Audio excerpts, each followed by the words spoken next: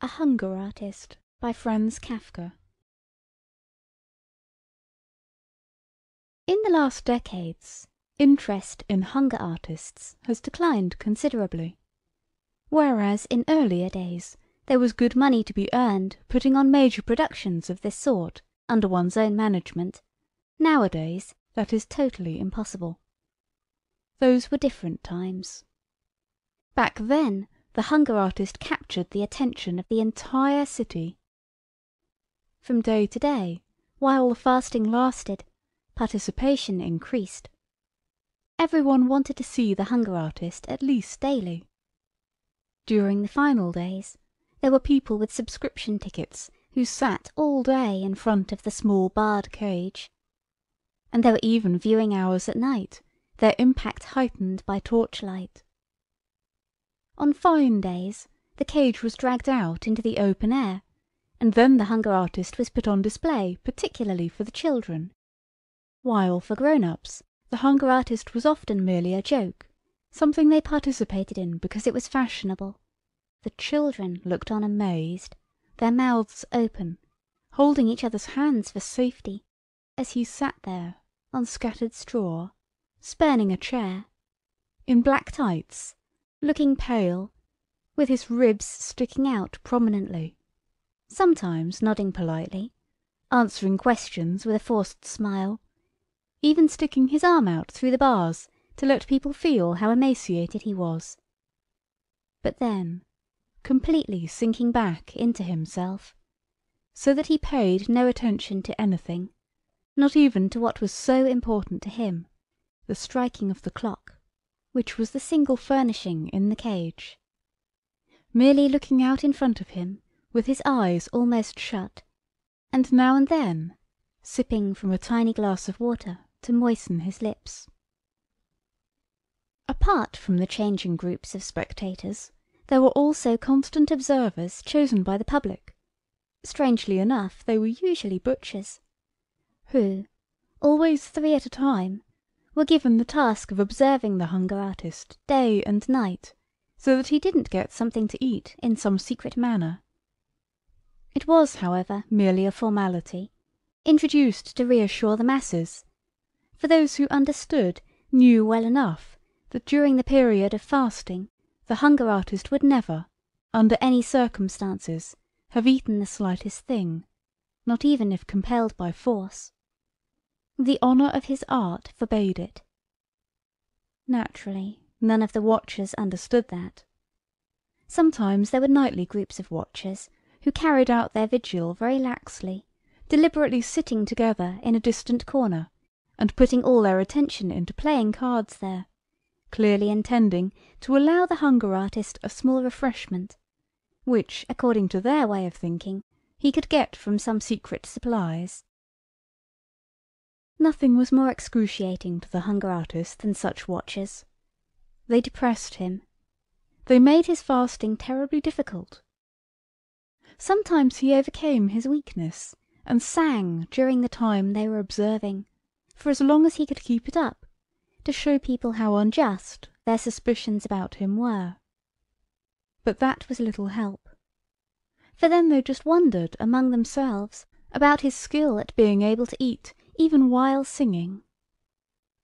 He much preferred the observers who sat down right against the bars, and, not satisfied with the dim backlighting of the room, illuminated him with electric flashlights.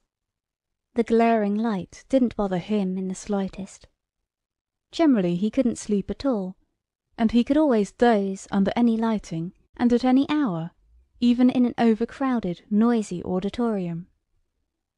With such observers, he was very happily prepared to spend the entire night without sleeping. He was very pleased to joke with them, to recount stories from his nomadic life, and then, in turn, to listen to their stories, doing everything just to keep them awake, so that he could keep showing them once again that he had nothing to eat in his cage, and that he was fasting as none of them could.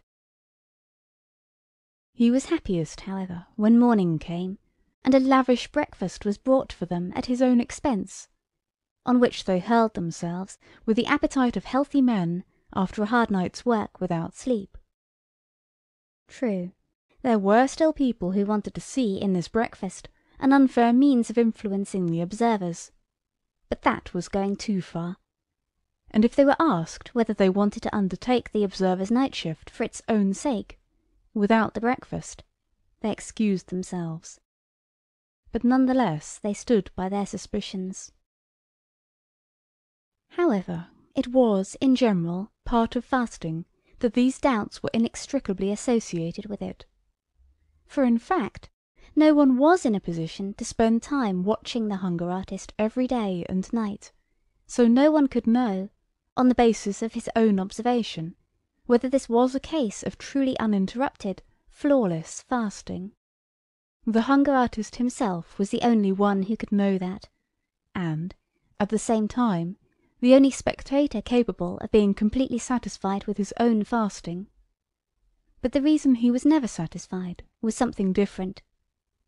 Perhaps it was not fasting at all which made him so very emaciated that many people, to their own regret, had to stay away from his performance because they couldn't bear to look at him. For he was also so skeletal, out of dissatisfaction with himself, because he alone knew something that even initiates didn't know: how easy it was to fast. It was the easiest thing in the world. About this he did not remain silent, but people did not believe him. At best they thought he was being modest. Most of them, however, believed he was a publicity seeker or a total swindler, for whom, at all events, fasting was easy because he understood how to make it easy, and then had the nerve to half admit it. He had to accept all that. Over the years he had become accustomed to it. But this dissatisfaction kept gnawing at his insides all the time, and never yet, and this one had to say to his credit, had he left the cage of his own free will after any period of fasting. The impresario had set the maximum length of time for the fast at 40 days. He would never allow the fasting to go on beyond that point, not even in the cosmopolitan cities. And in fact he had a good reason. Experience had shown that for about 40 days one could increasingly whip up a city's interest by gradually increasing advertising, but that then the people turned away. One could demonstrate a significant decline in popularity. In this respect there were, of course, small differences among towns and among different countries, but as a rule it was true that 40 days was the maximum length of time. So then, on the 40th day, the door of the cage, which was covered with flowers, was opened. An enthusiastic audience filled the amphitheatre. A military band played. 2 doctors entered the cage in order to take the necessary measurements of the hunger artist. The results were announced to the auditorium through a megaphone. And finally 2 young ladies arrived, happy about the fact that they were the ones who had just been selected by lot, seeking to lead the hunger artist down a couple of steps out of the cage, where on a small table a carefully chosen hospital meal was laid out. And at this moment the hunger artist always fought back. Of course, he still freely laid his bony arms in the helpful outstretched hands of the ladies bending over him, but he did not want to stand up. Why stop right now after 40 days?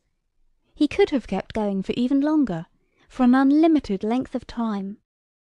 Why stop right now, when he was in his best form, indeed, not yet even in his best fasting form?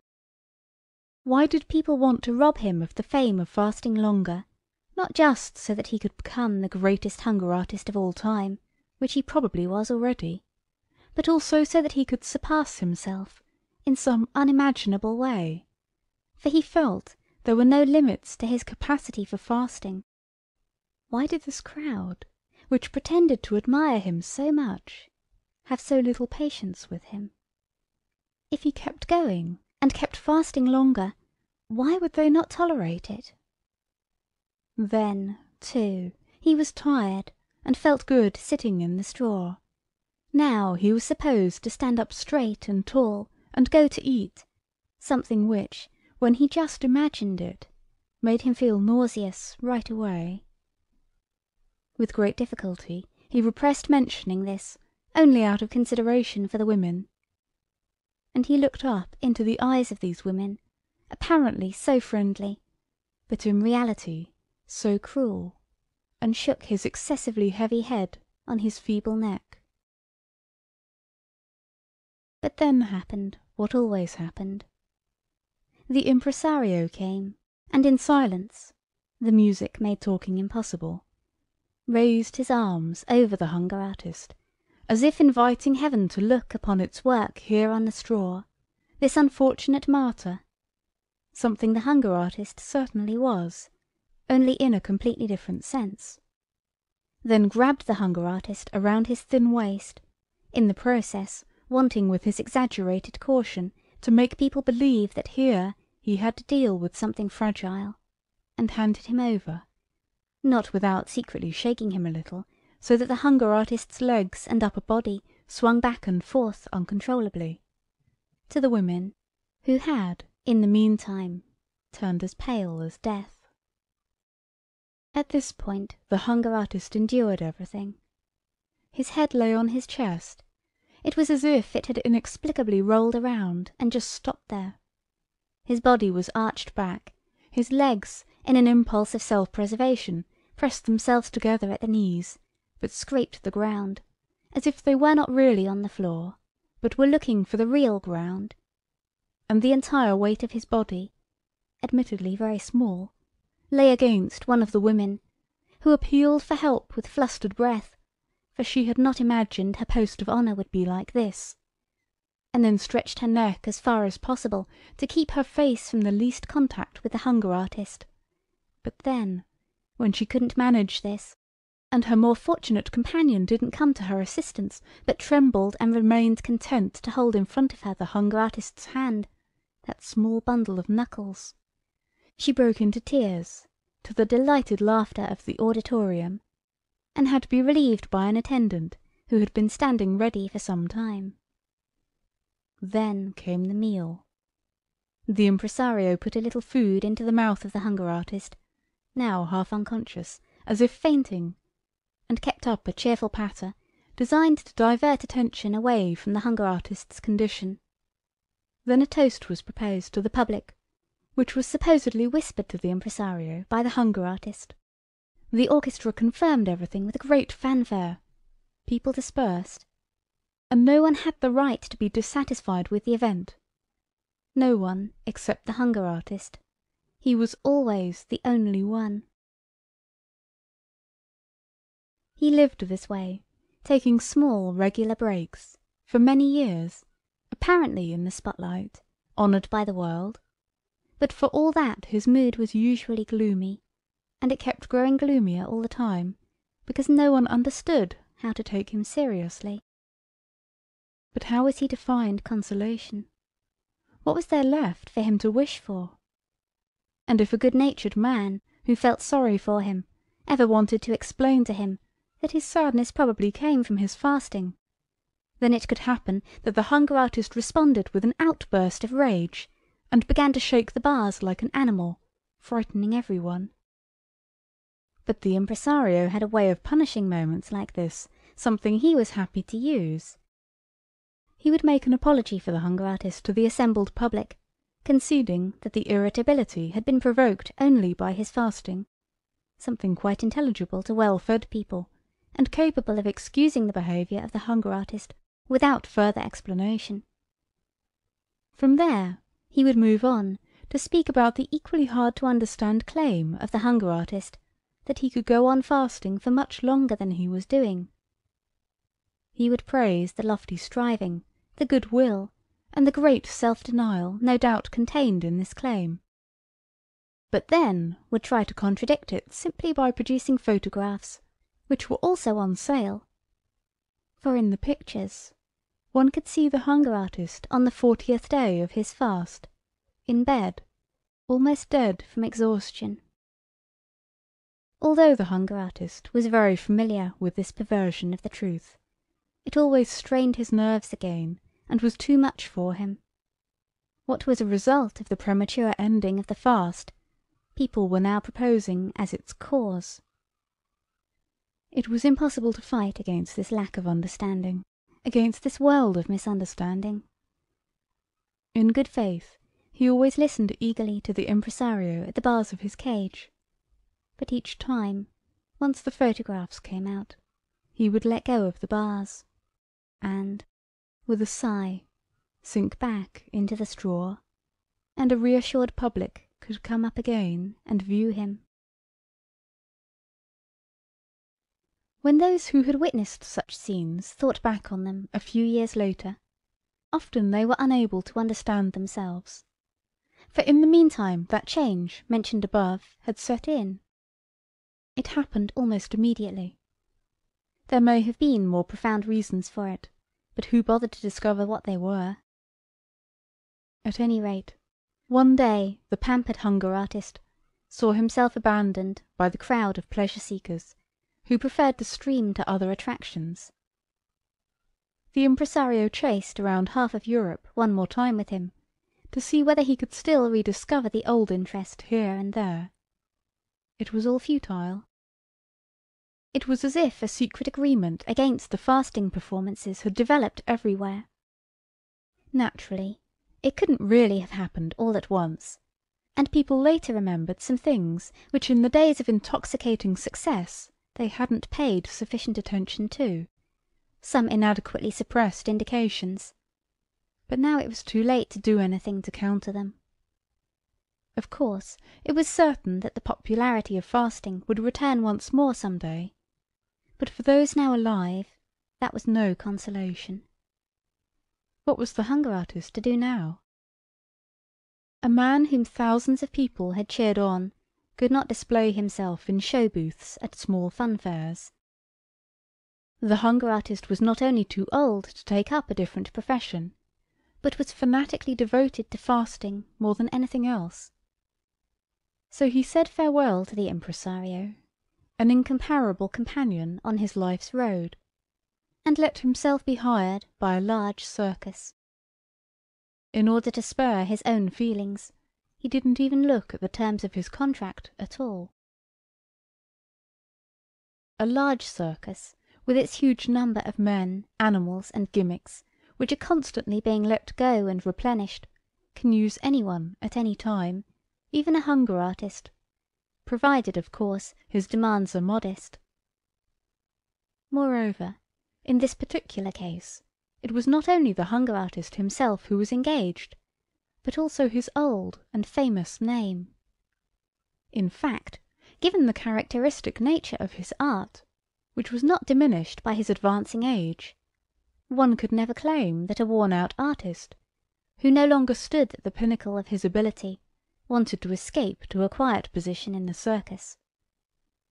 On the contrary, the hunger artist declared that he could fast just as well as in earlier times, something that was entirely credible.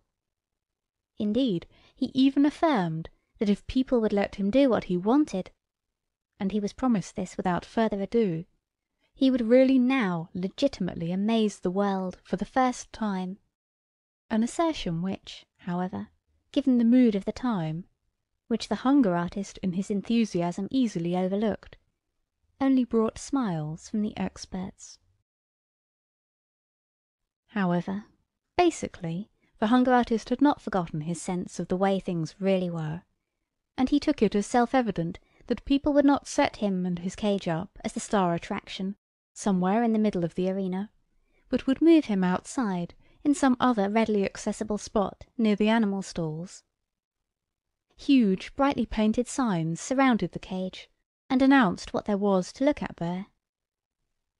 During the intervals in the main performance, when the general public pushed out towards the menagerie in order to see the animals, they could hardly avoid moving past the hunger artist, and stopping there a moment. They would perhaps have remained with him longer, if those pushing up behind them in the narrow passage-way, who did not understand this pause on the way to the animal stalls they wanted to see, had not made a longer, peaceful observation impossible. This was also the reason why the hunger artist began to tremble at these visiting hours, which he naturally used to long for as the main purpose of his life.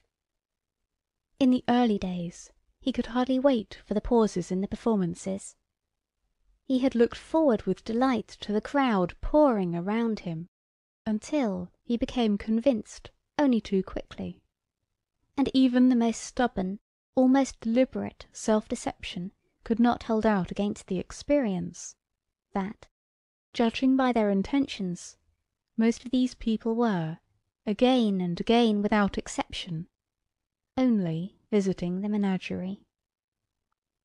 And this view from a distance still remained his most beautiful moment, for when they had come right up to him, he immediately got an earful from the shouting of the two steadily increasing groups, the ones who wanted to take their time looking at the hunger artist, not with any understanding, but on a whim, or from mere defiance.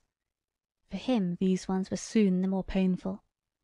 And a second group of people, whose only demand was to go straight to the animal stalls. Once the large crowds had passed, the late-comers would arrive, and although there was nothing preventing these people any more from sticking around for as long as they wanted, they rushed past with long strides, almost without a sideways glance, to get to the animals in time. And it was an all too rare stroke of luck when the father of a family came by with his children, pointed his finger at the hunger artist, gave a detailed explanation about what was going on here, and talked of earlier years, when he had been present at similar, but incomparably more magnificent performances, and then the children, because they had been inadequately prepared at school and in life, always stood around, still uncomprehendingly. What was fasting to them? But none the less, the brightness of the look in their searching eyes revealed something of new and more gracious times coming. Perhaps, the hunger artist said to himself sometimes, everything would be a little better if his location were not quite so near the animal stalls. That way it would be easy for people to make their choice, to say nothing of the fact that he was very upset and constantly depressed by the stink from the stalls, the animals' commotion at night, the pieces of raw meat dragged past him for the carnivorous beasts, and the roars at feeding time. But he did not dare to approach the administration about it. In any case, he had the animals to thank for the crowds of visitors among whom, here and there could be one destined for him. And who knew where they would hide him, if he wished to remind them of his existence, and along with that, of the fact that, strictly speaking, he was only an obstacle on the way to the menagerie. A small obstacle, at any rate. A constantly diminishing obstacle. People got used to the strange notion that in these times they would want to pay attention to a hunger artist, and with this habitual awareness, the judgment on him was pronounced. He might fast as well as he could, and he did, but nothing could save him any more. People went straight past him. Try to explain the art of fasting to anyone. If someone doesn't feel it, then he cannot be made to understand it. The beautiful signs became dirty and illegible. People tore them down, and no one thought of replacing them. The small table, with the number of days the fasting had lasted, which early on had been carefully renewed every day, remained unchanged for a long time, for after the first weeks the staff grew tired of even this small task. And so the hunger artist kept fasting on and on, as he once had dreamed about in earlier times, and he had no difficulty succeeding in achieving what he had predicted back then. But no one was counting the days. No one, not even the hunger artist himself, knew how great his achievement was by this point, and his heart grew heavy. And when once in a while a person strolling past stood there, making fun of the old number, and talking of a swindle, that was, in a sense, the stupidest lie which indifference and innate maliciousness could invent, For the hunger artist was not being deceptive, he was working honestly, but the world was cheating him of his reward. Many days went by once more, and this too came to an end. Finally, the cage caught the attention of a supervisor, and he asked the attendant why they had left this perfectly useful cage standing here unused, with rotting straw inside. Nobody knew, until one man, with the help of the table with a number on it, remembered the hunger artist. They pushed the straw around with a pole, and found the hunger artist in there. "Are you still fasting?" the supervisor asked. "When are you finally going to stop?" "Forgive me everything," whispered the hunger artist. Only the supervisor, who was pressing his ear up against the cage, understood him. "Certainly," said the supervisor, tapping his forehead with his finger in order to indicate to the spectators the state the hunger artist was in. "We forgive you." "I always wanted you to admire my fasting," said the hunger artist. "But we do admire it," said the supervisor obligingly. "But you shouldn't admire it," said the hunger artist. "Well then, we don't admire it," said the supervisor. "But why shouldn't we admire it?" "Because I had to fast. I can't do anything else," said the hunger artist. "Just look at you," said the supervisor. "Why can't you do anything else?" "Because," said the hunger artist, lifting his head a little, and, with his lips pursed, as if for a kiss, speaking right into the supervisor's ear, so that he wouldn't miss anything, "because I couldn't find a food which I enjoyed. If I had found that, believe me, I would not have made a spectacle of myself, and would have eaten to my heart's content, like you and every one else." Those were his last words, but in his failing eyes there was the firm, if no longer proud, conviction that he was continuing to fast. "All right, tidy this up now," said the supervisor. And they buried the hunger artist along with the straw. But in his cage they put a young panther. Even for a person with the dullest mind, it was clearly refreshing to see this wild animal throwing itself around in this cage, which had been dreary for such a long time. It lacked nothing. Without thinking about it for any length of time, the guards brought the animal food. It enjoyed the taste, and never seemed to miss its freedom. This noble body, equipped with everything necessary, almost to the point of bursting, also appeared to carry freedom around with it. That seemed to be located somewhere or other in its teeth, and its joy in living came with such strong passion from its throat that it was not easy for spectators to keep watching. But they controlled themselves, kept pressing around the cage, and had no desire to move on. End of A Hunger Artist by Franz Kafka.